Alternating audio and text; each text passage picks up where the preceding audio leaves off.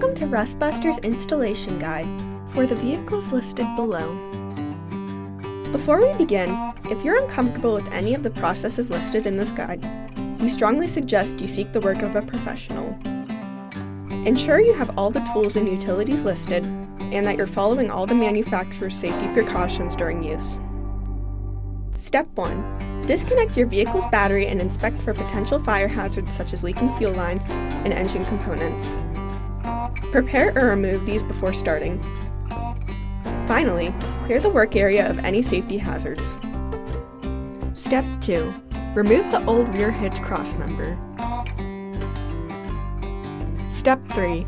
After grinding down the frame surface, spray the area with a weld-through primer to prevent any further corrosion.